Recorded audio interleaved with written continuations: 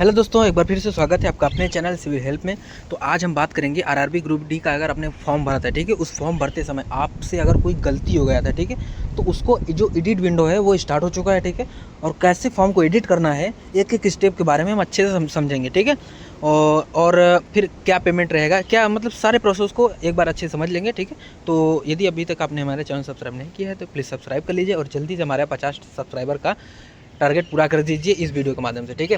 तो चलिए, तो वीडियो को स्टार्ट करते हैं, ठीक है। इसके लिए देखो क्या करना है कि भाई आपको सिंपल सा भाई डिस्क्रिप्शन में दिए गए लिंक से या तो आरआरबी, ठीक है, apply.gov.in से इस वेबसाइट पे आ जाना। यह आरआरबी का ऑफिशियल वेबसाइट है, ठीक है। इस पे आने के बाद यदि आप पीसी से भर रहे हो तो ठीक है, नहीं तो अगर आप मोबाइल से भर रहे हो तो यहाँ से आप क्या करो, यहाँ पर डेस्कटॉप साइट पे कर लेना, ठीक है। उसके बाद फिर आपको क्या करना है कि अप्लाई वाले पे क्लिक करना है, फिर I have already an account पे क्लिक कर देना है, ठीक है। उसके बाद फिर देखो क्या करना पड़ेगा, आपको लॉगिन करना पड़ेगा। लॉगिन के लिए दो ऑप्शन है, या तो आप आधार से कर सकते हो या तो आरआरबी अकाउंट से कर सकते हो, ठीक है।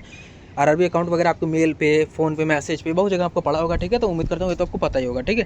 अच्छा, उसके बाद देखो लॉगिन विद आरआरबी अकाउंट से अगर करते हैं तो भाई मोबाइल नंबर या ईमेल एड्रेस, ठीक है, जो भी आपका होगा। उसके बाद फिर अपना पासवर्ड डालोगे, फिर आई एम नॉट रोबोट पे क्लिक करोगे। उसके बाद फिर लॉगिन पे क्लिक कर दोगे तो आप अंदर हो जाओगे लॉगिन, ठीक है। नहीं तो आप फिर वैसे भी आ सकते हो कि भाई आप यहाँ से भी, ठीक है, लॉगिन विद आधार से भी आप जा सकते हो, ठीक है। तो आधार नंबर डालना है, फिर जनरेट ओटीपी करके फिर यहाँ से भी लॉगिन हो सकते हो, ठीक है। अच्छा, उसके बाद फिर आपको क्या करना है, जब यहाँ से फिर लॉगिन हो जाओगे फिर आपके पास देखो लॉगिन होते ही आप यहाँ पे आ जाओगे। देखो यहाँ पे आने के बाद आपको क्या करना है कि भाई देखो आपके पास 3 ऑप्शन दिखे, online application, general instruction and application history, ठीक है। तो आपको कहाँ पे जाना है, एप्लीकेशन हिस्ट्री वाले में जाना है। तो इसे हम देखो हम ऑलरेडी एप्लीकेशन हिस्ट्री वाले में हैं, ठीक है।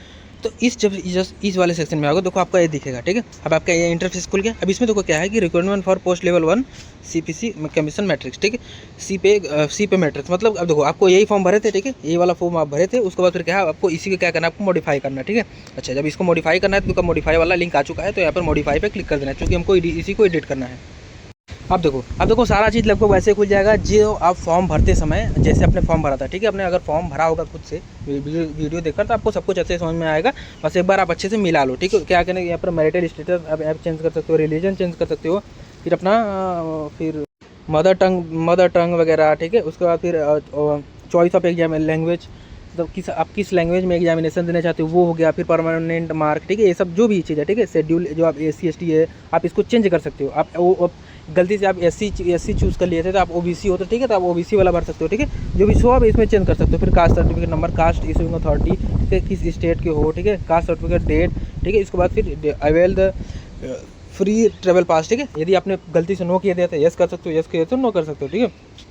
जो भी आपको गड़बड़ी लग रहा है आप उसको कर सकते हो। फिर यदि सपोज किया देखिए आप अपना जैसे कास्ट सर्टिफिकेट के स्थान पे अपना जो है आय सर्टिफिकेट मतलब आय प्रमाण पत्र डाल दिया, ठीक है, या निवास प्रमाण पत्र गलती से अपलोड कर दिया था, तो कोई दिक्कत नहीं, आप यहाँ से क्या कर सकते हो, यहाँ पर फिर से उसे रीअपलोड कर सकते हो, ठीक है। और साइज वगैरह का क्या है आप पिछली वीडियो में देख ही चुके हो, ठीक है। उसके बाद फिर क्या है, नीचे आओगे एड्रेस वगैरह में। अब देखो एड्रेस वगैरह में आप इसका एड्रेस भी चेंज कर सकते हो, जो भी आप एड्रेस आपने, ठीक है, अपना district, state, Ooty, pin code वगैरह जो भी आप चाहो, ठीक है, उसको अपना चेंज कर सकते हो। यदि आप प्रेजेंट एड्रेस और परमानेंट एड्रेस आपका दोनों अलग है, लेकिन आपने गलती से एक ही भर दिया था, तो इन दोनों को आप क्या कर सकते हो, अलग अलग अपना अलग अलग भर कर सकते हो, ठीक है। उसके बाद फिर यहाँ से सेव नेक्स्ट पे क्लिक कर देना, ठीक है। उसके बाद फिर देखो अदर डिटेल्स में आपको क्या भरना है भाई, आपने अदर डिटेल्स वाला भी एडिट कर लेना है। क्या कि जैसे आपने अभी एक्स सर्विसमैन हो कि नहीं हो, ठीक है, हो आपने नहीं भरा था या नहीं हो आपने यस भर दिया था, जो भी हो अपना इसमें एडिट कर लेना, ठीक है। बेंचमार्क आप यदि आप डिसेबल्ड पर्सन है तो उसमें ये भी अपना सेट कर लेना, ठीक है। उसके बाद फिर PW, उसके बाद फिर क्या है आपके यदि आपको स्क्राइब चाहिए तो इसके लिए भी आप सब जो भी डिटेल है, ठीक है, आप यहाँ पर एडिट कर लेना।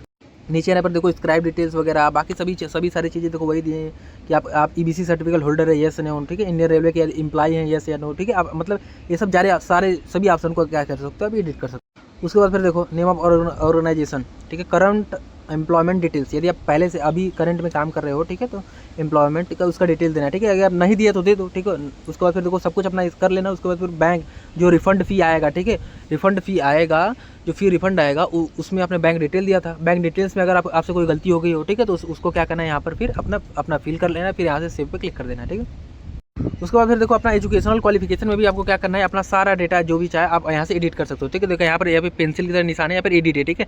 यदि आप ITI वाले में एडिट करते हो ITI वाले में एडिट कर सकते हो, ठीक है, यहाँ पर भी एडिट कर सकते हो, ठीक है। उसके बाद फिर यदि आप कोई जोड़ना चाहते हो उसके बाद फिर यहाँ पे सिलेक्ट वाले कर फिर आप एक नया से ऐड भी कर सकते हो सकता है आपने केवल ITI किया है लेकिन केवल अपना 10th का ही दिया था, तो आप अपना ITI का भी इसमें इन्फॉर्मेशन दे सकते हो, ठीक है।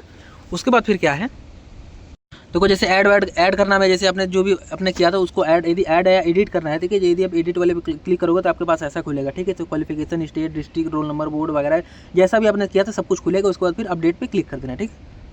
उसके बाद फिर देखो आपका फोटो और सिग्नेचर वाला सेक्शन है, ठीक है। तो इसके लिए आपको क्या करना है कि भाई फोटो और सिग्नेचर वाला सिस्टम जो भी था वो मैंने आपको अच्छे से बता रखा था, ठीक है। तो इसके लिए सबसे पहले देखो नया फोटो यदि आप अपलोड करना चाहते हो, ठीक है, तो उसको साइज़ क्या रहना चाहिए, इसके लिए क्या करना है, तो आप जाकर पिछला वीडियो देखो, उसमें मैंने फोटो रिसाइजिंग के बारे में बताया है, ठीक है।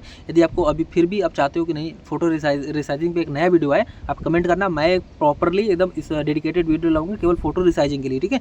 ताकि अगर आप वो देख लोगे तो फिर आपको कोई सा भी फॉर्म हो आप फोटो को रिसाइज कर पाओगे। चाहे फोटो का आपका फॉर्मेट भी चेंज कर पाओगे, भाई पीडीएफ है, जेपीजी है या जेपीईजी है, क्या है, आप सब कुछ समझ पाओगे, ठीक है। अच्छा, यदि आपको ये सब नहीं समझा तो बस आप कमेंट करो, फिर देखो, फिर मैं जरूर लाऊंगा, ठीक है। तो इन सारे इंस्ट्रक्शन को एक बार पढ़ लेना है, फिर उसी अनुसार से अपना फोटो रिसाइज करके यहाँ पे क्या करना है, अपलोड कर देना है, ठीक है। उसके बाद फिर सेव नेक्स्ट पे क्लिक कर देना है।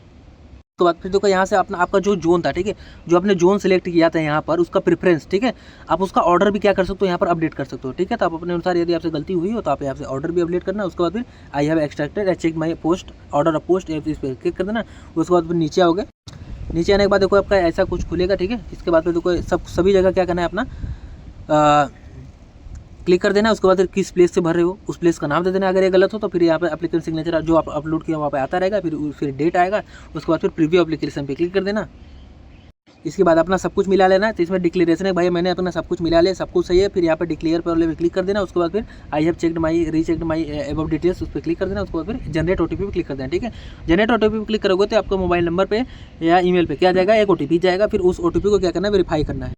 आप देखो जब ये ओटीपी आया तब इसमें इस वाले पेज में अपना फिर ओटीपी जो है आपका वो फिल कर देना है। उसके बाद फिर वेरीफाई ओटीपी पे क्लिक कर देना है। अब देखो, अब आपका देखो फिर आप इसी पेज पे आ जाओगे। फिर इसमें देखो सब कुछ हो चुका है भाई। आपका मॉडिफाई वाला जो ऑप्शन है, ठीक है, मॉडिफाई वाला जो ऑप्शन है अब वो ब्लैंक हो चुका है, मतलब अब आप मॉडिफाई आप नहीं कर सकते, ठीक है। उसके बाद फिर क्या है, आपका पेमेंट बचा है, ठीक है। अच्छा, यदि आप पेमेंट करोगे, देखो एक चीज़ इसमें समझ लेना, यदि आप इसको आपने मॉडिफाई कर दिया, ठीक है, मॉडिफाई कर दिया, यदि आपने पेमेंट नहीं किया, तो यदि पेमेंट नहीं किया मॉडिफाई कर दिए हैं तो जो आप पहले वाला था एकदम वही रहेगा, ठीक है। मतलब ये नहीं कि मॉडिफाई कर दिया पेमेंट नहीं किया तो जो आपने पहले सेलेक्ट किया था वो भी रिजेक्ट हो जाएगा, नहीं, बस वो चेंज नहीं होगा। जो आप वो तो आपका एप्लीकेशन तो एक्सेप्टेड है ही, ठीक है। अगर आपको कहीं डाउट आ रहा है तो प्लीज़ आप कमेंट करो, उसके बारे में और क्लियरली बताऊंगा। लेकिन जो भी देखो क्लियर यही है कि आप गलती से मॉडिफाई कर दिए हो, ठीक है, तो कोई घबराने वाली दिक्कत नहीं, उसको वैसे रहने दो, जो आपका फॉर्म था वैसे ही रहेगा, पे मत करो, ठीक है। अच्छा, यदि आप पेमेंट करोगे तो ही आपका क्या हो जाएगा, तो ही आपका अपडेट उसमें होगा, नहीं तो जो पहले वाला था वही रहेगा, ठीक है। तो यदि पहले वाला सही था, आपने गलती से मॉडिफाई कर दिया तो कोई दिक्कत नहीं, ऐसे रहने दो। यदि पहले वाला गलत है और आपको मॉडिफाई किया था तो भाई आपको पेमेंट करना पड़ेगा, ठीक है। तो फिर यहाँ से पे नाउ पे क्लिक करोगे। उसके बाद फिर देखो यहाँ पर आपका ये 250 रुपये क्या आएगा, ये आपका क्या है, इसका फ़ी है, ठीक है, इसका चार्जेस है, ठीक है, अपडेशन का। उसके बाद फिर क्या है, पे विथ SBI ई पे क्लिक कर देना है। उसके बाद फिर देखो आपके पास नया पेज खुलेगा। उस नए पेज में आपका पेमेंट गेटवे होगा, फिर आप किसी भी पेमेंट गेटवे से आप पेमेंट कर सकते हो, ठीक है। उसके बाद जब पेमेंट होने के बाद फिर क्या होगा वो तो मैंने आपको बता ही दिया है, ठीक है।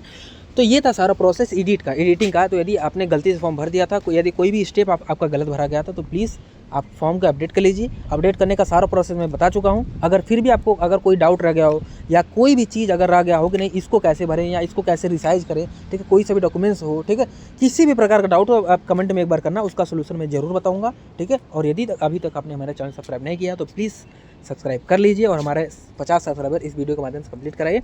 और बहुत बहुत धन्यवाद अपना सपोर्ट दिखाने के लिए, ठीक है। इसी तरह हमसे जुड़े रहिए, ठीक है। तो चलिए अब मिलते हैं नेक्स्ट वीडियो में इसी तरह का नोटिफिकेशन लेकर, किसी इंपॉर्टेंट इन्फॉर्मेशन के लेकर, ठीक है। तो चलिए मिलते हैं नेक्स्ट वीडियो में, तब तक के लिए गुड बाय।